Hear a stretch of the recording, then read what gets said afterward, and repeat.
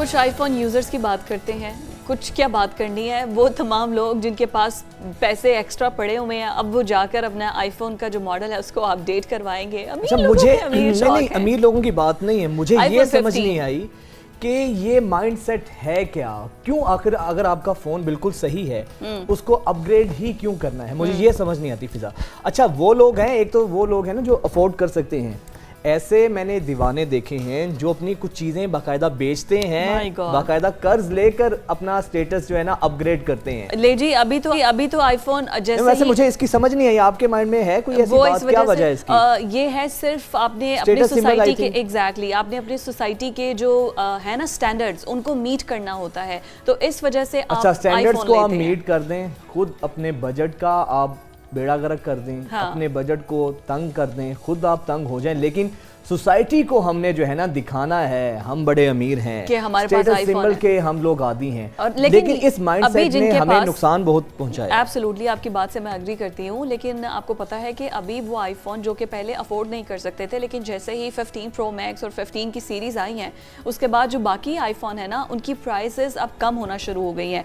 IPhone 13, iPhone 14 और iPhone 14 plus की कीमतों में $100 की कमी आई है। तो वो तमाम लोग जो कि पहले अपग्रेड नहीं कर रहे थे अपने फोन को, अब वो इस कमी के साथ, चूंकि आईफोन जिनका बजट मैच नहीं हो रहा था, एब्सोल्युटली मतलब ये है कि $100 की कमी आई है। आपने अगर अभी तक अपग्रेड नहीं किया तो आप अपने आईफोन को 13 पे, आईफोन 12 पे आप अपग्रेड कर सकते हैं, क्योंकि आईफोन 15 के लॉन्च होने के साथ ये $100, लेकिन अभी भी आप तीन मॉडल जो है वो पीछे ही हैं। अगर आप 13 में आते हैं तो आईफोन 14 और आईफोन 15, तो इस तरह जो आईफोन 14 है उसको खरीदने के लिए आपको चाहिए होंगे 699, इनके $700 आपको चाहिए होंगे, जो कि पाकिस्तानी कितने बने? 2,08,000 पाकिस्तानी। और अगर आपके डॉलर की प्राइस ऊपर जाती है तो इसका मतलब है कि मजीद आपको पैसे अदा करने होंगे।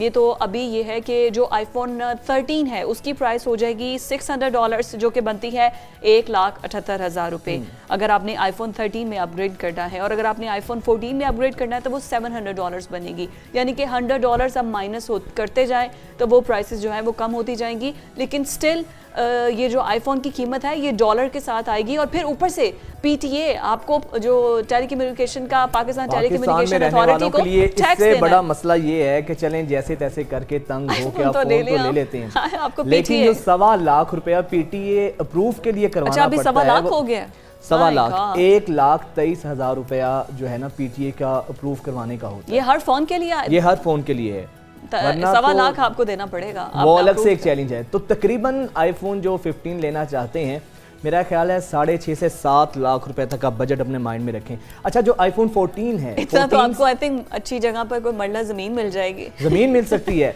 अच्छा, फिर इसके अलावा ये है कि अब जिनके पास आईफोन 14 है, वरना क्योंकि जो आईफोन एप्पल यूजर्स हैं वो अपग्रेड करते रहते हैं। अच्छा, जिनके पास आईफोन 14 है वो अगर उनका पीटीए अप्रूव है तो उनको कम से कम आईफोन 15 को लेने के लिए 2.5 से 3 लाख रुपया एक्स्ट्रा देना पड़ेगा जी। यानी कि आप ये बजट रखें कि अगर आप आईफोन 15 में कन्वर्ट करना चाहते हैं खुद को, तो 2.5 से 3 लाख का बजट कहीं नहीं गया। आपके पता है कि जब नया फ़ोन आईफोन मुतारिफ करवाते हैं, ये एक बड़ी चालाकी ये खेलते हैं, जो अपना इनका ऑपरेटिंग सिस्टम है OIS, उसको जरा स्लो कर देते हैं, उसको अपग्रेडेशन जो है ना उसकी उस पे शिफ्ट होने का सोचें कि नए मॉडल पे हम जाएं। वो यही बात है कि वो आपका जब ऑपरेटिंग सिस्टम ही स्लो हो जाएगा तो फिर आप ऑटोमेटिकली नए कुछ फोन्स तो ऐसे हैं ना कि अब वो अपग्रेड हो ही नहीं सकते।